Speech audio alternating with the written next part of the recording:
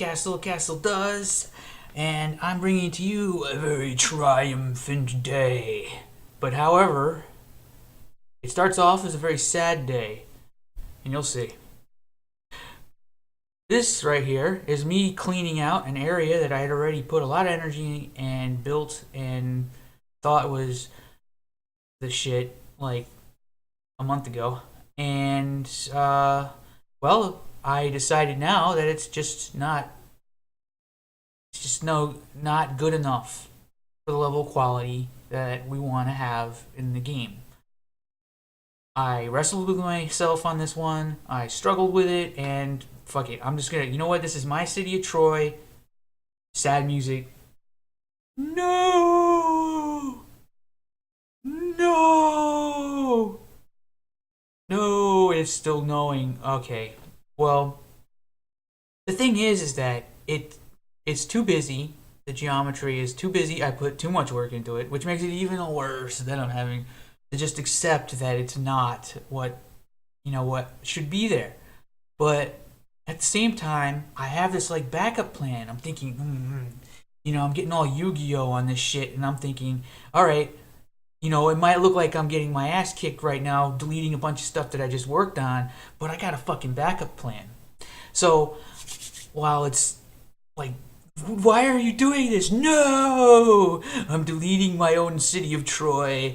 No! But in reality, this is progress. Yeah, sometimes you gotta take a step back so you can take a step forward. You know? And that's what you're watching right now. Never get attached to anything you work on. Don't do it. You get attached to something, it's just gonna be like killing puppies, pulling teeth.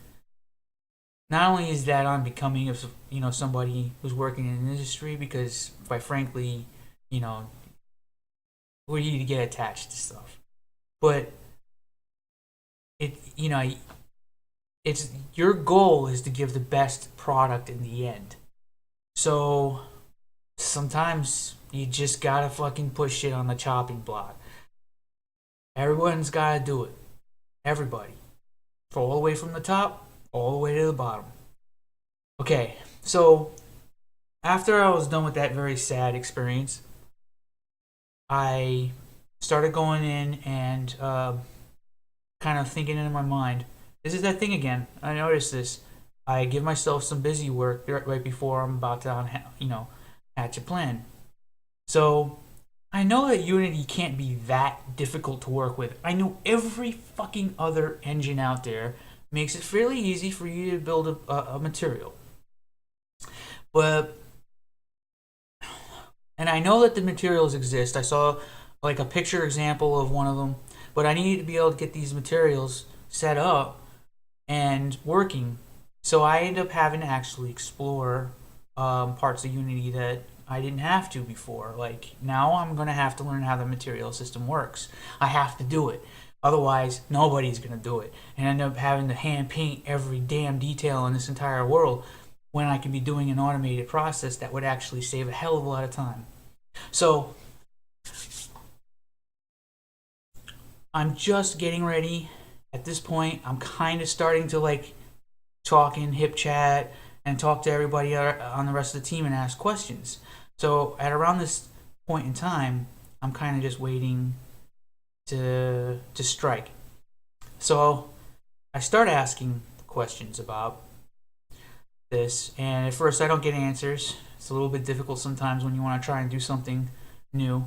But I already know damn well this is going to work. I just got to make it happen. I know it's going to happen. But, sometimes you'll get like, why are you doing that? Why don't you just work with what you got? And I'm like, come on, man. I know this can work. So I finally get a response in a tutorial on how to create a new material. So I do a sand to rock 01. Alright, now this tutorial was really basic, really simple. Creating a new material is fucking straightforward as hell. So now I'm having to go through and figure out the naming conventions for all the different textures and understand that if the material is just followed by 01, 02, 03, but the texture is underscore 01, 02, 03. So I end up getting it in place and doing a lot of talking, and I got one of them set up, and then I had Steve actually show me how to get these things set up into the world block type. So now, what you're looking at right now is an automated texture that does all of the sand variation on the tops. On the top, like anytime it's it's vector directional texture mapping, so it applies sand at the top. Any vector normals that are facing upwards will apply sand, and then as the vector normals arc downward to the side, it fades in rock. So it's automatically doing this. This gives me not only an automated process, but it also does. But it also gives me more control over fading. So you'll notice that there's a level of fading between the two materials that wasn't really possible before. So you're actually seeing like sand kind of like drip down on the side. So I had to keep sort of modifying it. But now look at that. Look at that. Okay? So now I realize that there is a lot to be done still. However, this automatic texturing is a huge freaking win. So when I decided to do the automatic texturing, notice how I did the automatic texture as a flat sand, and then I left the wavy sand, because the wavy sand will end up being something that ends up, it's already applied to most of the world space. So whenever I place this in, it's near stuff that's not wavy anymore. So the wavy sand is kind of like whatever happens when it's away from any kind of like obstructions or geometry that moves up. So you see the wavy sand out in the big open area, but all the places where the rock is and everything like that, it already, so I'm like killing, like, I don't know, I killed like 8 birds with one stone today.